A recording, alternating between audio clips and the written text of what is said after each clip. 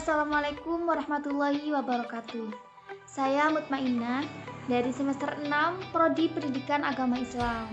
Dan saya di sini sedang menempuh sarjana pendidikan di Sekolah Tinggi Agama Islam STAI Salahuddin Pasuruan yang bertempatan di kampus Warundowo. Dan adanya saya di sini, saya akan menyampaikan sedikit tentang materi pengelolaan kelas.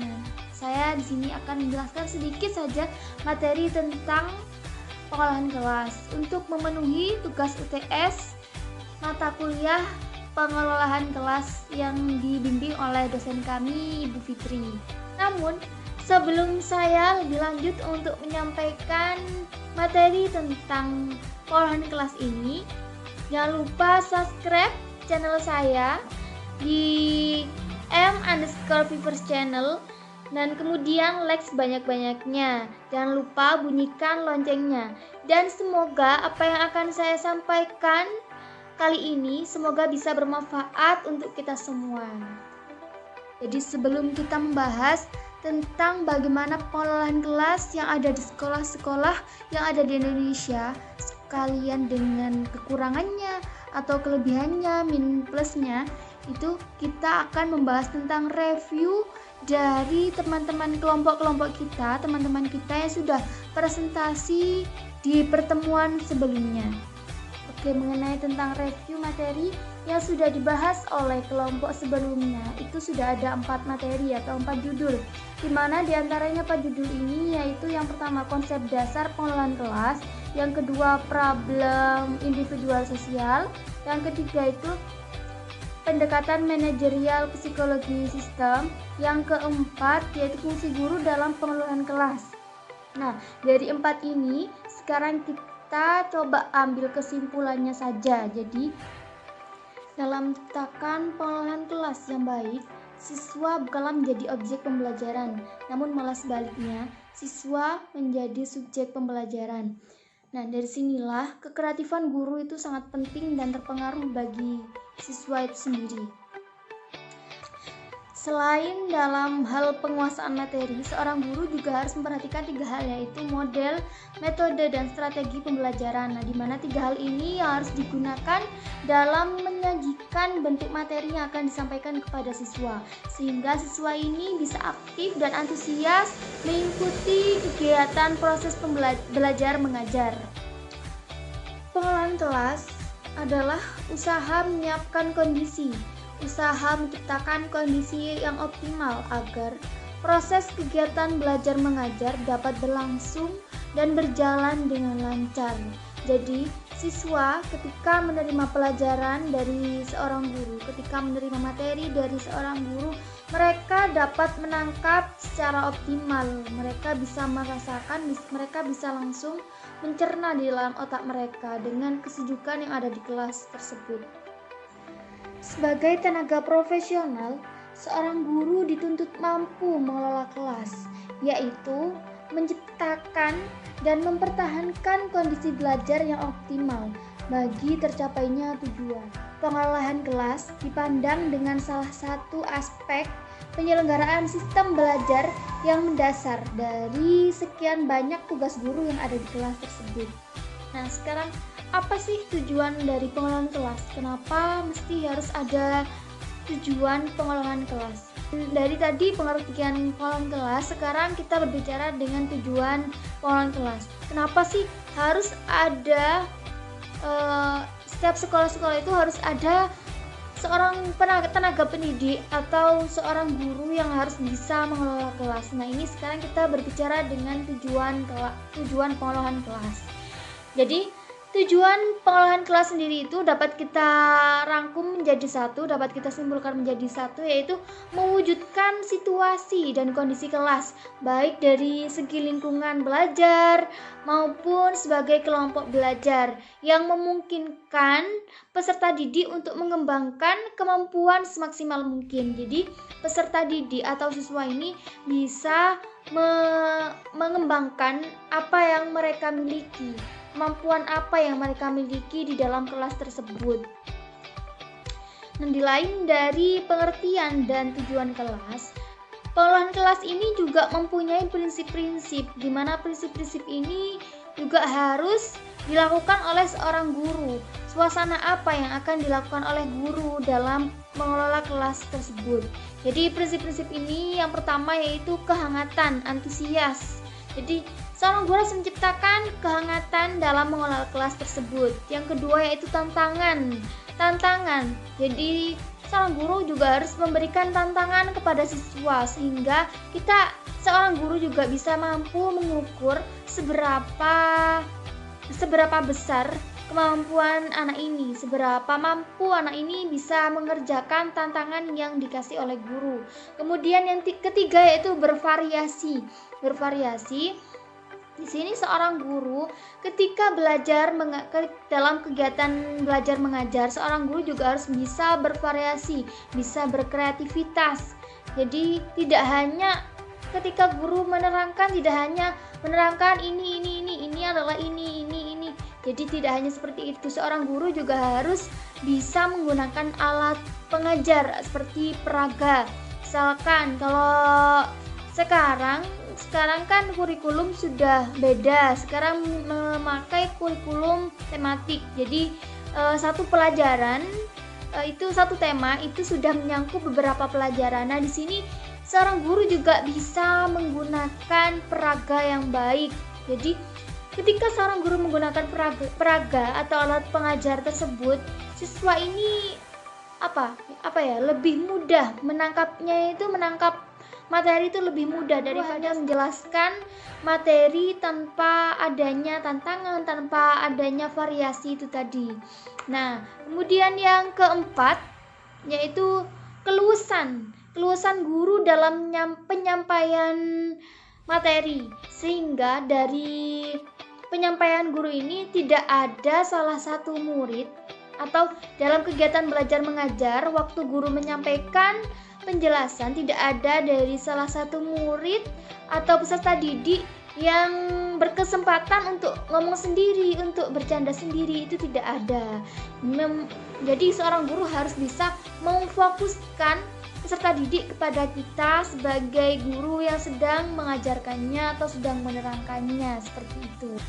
Kemudian yang kelima yaitu penekanan pada hal-hal yang positif. Nah, maksudnya dari penekanan hal-hal yang positif di sini apa sih? Gitu ya. Penekanan pada hal-hal yang positif. Nah, jadi seorang guru dalam kegiatan belajar mengajar itu dalam kelas itu tidak boleh memusatkan siswa pada hal-hal yang negatif. Jadi seorang guru harus bisa memusatkan siswa pada hal-hal yang positif. Misalkan guru juga harus memberikan motivasi dari apa yang guru tersebut terangkan, dari apa yang sudah dijelaskan. Nah, itu diberikan penekanan lagi dari materi-materi yang sudah dijelaskan. Tapi penekannya dalam hal yang positif, bukan dari hal-hal yang negatif, tapi yang positif. Dan yang terakhir yaitu yang keenam, penanaman konsep disiplin diri. Jadi bagaimana caranya siswa ini agar disiplin, agar siswa ini bisa sadar dari dirinya sendiri bagaimana sih sikap disiplin yang harus dimiliki oleh siswa ini, bagaimana sih sikap disiplin yang harus ditanamkan pada siswa ini. Nah, sebetulnya sikap disiplin ini mudah. Jadi kalau misalkan guru ingin siswanya disiplin, maka yang harus disiplin dulu yaitu gurunya. Contoh kecil sekarang, misalkan berangkat sekolah. Nah, siswanya harus berangkat sebelum jam 7, tapi gurunya malah datangnya telat ke kelas. Nah, seperti itu. Itu malah mencontohkan pada siswa yang tidak baik. Bahkan misalkan sekarang waktu doa itu jam 7 pas, bel masuk jam 7 pas terus doa, tapi di situ tidak ada guru yang mendampingi ketika doa. Wajar kalau siswanya tidak berdoa dengan baik, tapi yang bagus guru dulu mencontohkan pada siswa. Jadi guru bisa berangkat pagi-pagi ke kelas. Nah, kemudian siswanya mungkin di situ akan sadar. Kalau mereka merasa salah, pasti dia lama-kelamaan akan sadar kalau apa yang mereka lakukan itu adalah salah. Kembali pada punishment pada siswa. Nah sebelum awal pelajaran, pasti seorang guru harus membicarakan adanya tentang peraturan-peraturan dalam kelas tersebut sebagai bahan dasar pengolahan kelas agar kegiatan belajar mengajar itu bisa berjalan dengan lancar seperti itu. Jadi kalau misalkan ada seorang guru yang ingin siswanya disiplin, ingin menanamkan sikap disiplin pada siswanya, nah itu mulailah dari diri kita sendiri, dari guru tersebut, dari guru itu sendiri. Kemudian baru kita bisa menanamkan pada siswa. Jangan siswanya dulu baru gurunya itu yang malah salah ya. Dan malah itu tidak akan menghasilkan sikap disiplin pada siswa seperti itu. Nah, selanjutnya bagaimana pengolahan kelas yang ada di sekolah-sekolah yang ada di Indonesia ini? Sebenarnya pengolahan kelas di sini terbagi menjadi dua, yaitu yang pertama pengolahan kelas yang menyangkut pada siswa, yang kedua pengolahan kelas fisik. Pengolahan kelas fisik di sini baik itu ruangan, perabot kelas ataupun alat-alat peraga yang digunakan ketika dalam kegiatan proses belajar mengajar. Nah, apabila seorang guru sudah melakukan dua hal tadi, yang pertama pengolahan kelas yang menyangkut pada siswa, yang kedua yaitu pengolahan kelas fisik, maka akan terciptalah suasana kelas yang kondusif. Jadi siswa ini akan merasa nyaman ketika menerima pembelajaran yang disampaikan oleh guru. Jadi siswa ini akan menangkap langsung materi yang sudah disampaikan oleh guru tersebut. Namun pada nyatanya di sekolah-sekolah yang ada di Indonesia ini masih banyak yang kekurangan tenaga pendidik. Maksudnya tenaga pendidik di sini tenaga pendidik guru yang masih kurang profesional dalam menyikapi peserta didiknya dalam mengelola kelas yang baik, bagaimana mengelola kelas yang baik sehingga siswa ini mampu menangkap apa yang disampaikan oleh guru tersebut, bukan hanya dalam hal materi, namun juga dalam hal menata ruangan kelas yang bisa menghasilkan kenyamanan pada siswa sehingga siswa ini senang dan mampu menangkap materi yang disampaikan oleh guru. Ya, memang ada sebagian sekolah-sekolah yang ada di Indonesia ini yang dimana tenaga pendidiknya itu sudah mampu mengatasi siswanya, mampu mengelola kelas dengan baik. Nah itu tapi hanya beberapa sekolah saja, dan itu pun sekolah-sekolah yang menjadi sekolah unggulan, yang menjadi sekolah percontohan yang ada di kota biasanya. Namun pada halnya di desa masih jarang ditemukan seorang guru bisa mengatur atau mengelola kelasnya dengan baik. Harus diakui bahwa dari kenyataan yang ada, setidaknya sebelum diberlakukan Undang-Undang Nomor 20 Tahun 2003 tentang Sistem Pendidikan Nasional, bahwa manajemen atau pengelolaan kelas sebagai bagian dari manajemen berbasis sekolah atau MBS dan manajemen pendidikan, yang juga merupakan salah satu faktor utama penyebab salah satu rendahnya mutu pendidikan kita, sebagaimana adanya banyak hasil penelitian tentang bidang ini dalam sistem pendidikan nasional kita, atau yang real pengimplementasiannya di sekolah-sekolah formal pada semua jenjang dan jenisnya, menjadikan sekolah non formal atau informal menjadi terabaikan atau menjadi kurangnya perhatian pada sekolah-sekolah yang informal tadi. Banyak guru-guru yang di dalam kelas sekolah-sekolah non formal atau informal tidak mempedulikan pengolahan kelas yang baik di dalam kelas tersebut, sehingga banyak siswa-siswa yang di sekolah non formal atau informal tersebut ketika menerima pembelajaran dari guru, ketika melakukan kegiatan belajar mengajar, mereka tidak merasa nyaman, namun malah mereka tidak menangkap apa yang disampaikan oleh guru. Ketika di kelas dia paham, namun ketika pulang dia tidak paham. Itu kebanyakan anak-anak yang sekolah non formal atau informal, karena seorang guru tidak memperhatikan dalam hal pengelolaan kelas tersebut. Tidak dapat dikelolanya atau menata, mengatur, atau mengendalikan sebuah kelompok dalam kelas atau mengatur dalam mengelola kelas. Nah, ini akan menimbulkan hal negatif yang akan didapat oleh siswa. Seperti tadi itu, ketika guru tidak memperhatikan pengelolaan kelas, maka siswa juga akan tidak nyaman. Nah, itu contoh dari hal negatifnya. Sebenarnya kekurangan dan kelebihan pengelolaan kelas ini itu ada dalam pendekatan-pendekatan yang dilakukan oleh guru dalam mengatur suasana kelas, dalam mengatur dan mengelola kelas. Nah, itu ada dalam pendekatan-pendekatan tersebut.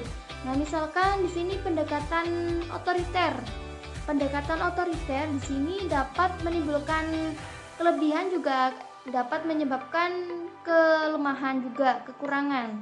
Di mana kelebihan pendekatan otoriter di sini terciptanya ketertiban dalam kelas. Nah, jadi siswa ini dalam pendekatan otoriter bisa menciptakan siswa yang tertib dalam kelas, sehingga suasana yang kondusif dapat dirasakan di situ, akan mendapatkan rasa nyaman terhadap siswa. Namun pada nyatanya kekurangan juga ada. Kekurangan dalam pendekatan otoriter di sini yaitu siswa akan bersikap apatis pada teman atau pada guru. Soalnya di situ muncullah keseriusan dalam kegiatan belajar mengajar. Nah, jadi ketika guru dalam pengawasan guru, siswa akan tertib. Namun ketika tidak ada pengawasan dari guru, kegiatan belajar siswa akan menurun. Nah, seperti itu. Itu adalah contoh pendekatan otoriter, di mana di situ ada kekurangan dan juga ada kelebihan dalam mengelola kelas. Kelebihan dan kekurangan dalam pengelolaan kelas tergantung pada sekolah itu sendiri.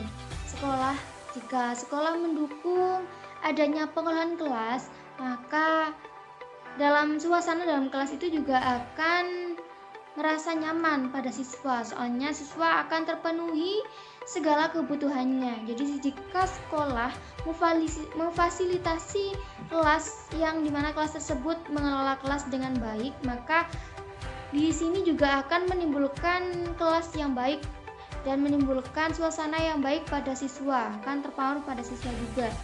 Namun apabila sekolah tidak mendukung adanya proses pengelolaan kelas, nah dari sinilah yang akan menjadi kekurangannya. Soalnya di sini siswa akan merasa tidak nyaman. Apa yang mereka butuhkan tidak ada. Tidak ada dukungan dari sekolah atau dari suasana yang ada di dalam kelas tersebut. Kembali lagi pada pengelolaan kelas yang ada di sekolah-sekolah yang ada di Indonesia ini. Jadi masih minim sekali sekolah-sekolah yang sudah memperhatikan tentang adanya pengelolaan kelas ataupun guru-guru yang sudah memperhatikan pengelolaan kelas tersebut secara baik. Nah, itu pun ada dalam sekolah-sekolah unggulan dan tidak banyak juga. Ya juga ada sekolah-sekolah non formal, namun hanya sedikit, dapat kita hitung 1, 2, 3 dari sekolah tersebut. Manajemen kelas ataupun pengelolaan kelas itu berarti sangatlah penting, karena pengelolaan kelas di sini akan menimbulkan dua hal. Kalau tidak positif, ya akan menimbulkan hal yang negatif. Apabila pengaruhnya akan menimbulkan tentang hal yang negatif, maka siswa ini tidak akan menangkap apa yang disampaikan oleh guru, karena suasana yang nyaman tadi tidak ada dalam kelas tersebut. Namun apabila hal yang positif yang dipengaruhi oleh siswa, maka siswa tersebut akan mudah sekali mengaplikasikannya ketika di luar sekolah, karena mereka sudah terbiasa dengan suasana yang nyaman dalam kelas, baik itu dalam hal pelajaran, keindahan ruangan, ataupun suasana dalam kelas. Kemudian bagaimana sih caranya mengelola kelas dan baik menurut saya? Kalau menurut saya,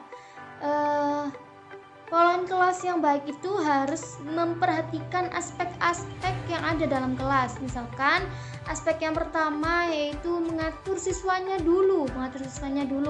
Kemudian yang kedua mengatur fasilitas dalam kelas. Nah, yang pertama itu mengatur pengaturan siswa.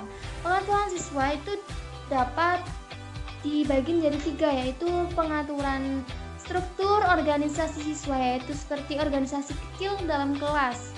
Nah, yang kedua penugasan siswa, yang ketiga pembimbingan dalam siswa. Jadi sebelum kita seperti misalkan awal masuk pembelajaran, nah kita langsung di situ bentuk struktur organisasi kelas. Misalkan struktur organisasi kelas di situ ada ketua, ada bendahara, ada juga sekretaris kelas. Nah, di lain itu juga ada bidang-bidangnya sesuai dengan bidang masing-masing. Nah, dari struktur kelas ini guru akan merasa ringan sedikit karena di situ juga sudah ada perwakilan dari siswa yang menjadi sorotan dalam kelas. Nah, yang kedua, penugasan pada siswa. Jadi sebelum guru memberikan tugas pada siswa, guru juga harus memperhatikan siswa tersebut. Siswa ini mampu nggak mengerjakan tugas yang saya kasih, seperti itu. Dan yang ketiga, sini pembimbingan pada siswa. Jadi pembimbingan pada siswa, seorang guru ketika ada kegiatan belajar mengajar, namun di situ ada siswa yang bicara sendiri. Nah, seorang guru tidak boleh langsung memberi hukuman yang melukai atau membebankan pada siswa, tapi boleh mengasih hukuman, tapi tidak boleh yang berat, seperti hukuman atau punishment yang sekiranya membuat jera terhadap anak ini dan tidak melakukannya lagi, tidak melakukan hal yang sama, kesalahan yang sama lagi. Seperti contohnya misalkan si A ini bicara sendiri. Nah, jadi guru tersebut memberikan punishment si A ini terhadap hukuman yang positif, hukuman membersihkan kamar mandi, itu kan tidak melukai pada siswa. Tapi biasanya untuk punishment ini kita buat, seorang guru membuatnya harus saling tukar pikiran dengan murid, harus ada kesepakatan dengan murid. Tidak diambil keputusan sendiri oleh guru tersebut. Jadi misalkan seorang guru ini mengambil satu keputusan secara pihak. Jadi punishmentnya ketika melakukan ini punishmentnya, ketika melakukan ini punishmentnya, tidak. Tapi harus ada kesepakatan antara guru dan peserta atau siswa. Nah, kemudian yang termasuk dalam pengaturan fasilitas. Pengaturan fasilitas di sini yang pertama yaitu pengaturan tempat duduk. Pengaturan tempat duduk di sini juga sangat penting bagi siswa, sangat terpengaruh. Jadi biasanya di sekolah-sekolah itu mengatur tempat duduk itu menjadi satu bangku itu 2 pasang, satu bangku yang panjang itu 2 pasang, satu pasang berisi 2 orang, seperti itu yang bagus. Kalau misalkan 3, jangan, itu sangat tidak efektif sekali.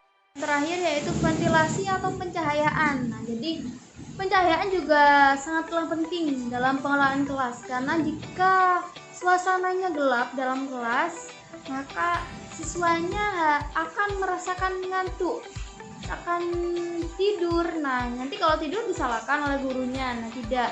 Jadi pencahayaan juga harus diperhatikan. Makanya di kelas harus ada jendela, harus ada ventilasi udara, sehingga ketika pagi biasanya yang piket itu kelasnya dibuka, terus kemudian jendelanya dibuka, kan terus udaranya, oksigennya masuk dalam kelas ketika pagi tersebut. Ketika matahari bersinar, udaranya yang bagus akan masuk pada kelas, sehingga kelas yang akan dipakai untuk kegiatan belajar mengajar akan menimbulkan rasa nyaman pada siswa tersebut, sehingga ketika guru menyampaikan, siswa akan langsung menerima materi tersebut dengan baik. Itulah menurut saya pengelolaan kelas-kelas yang baik.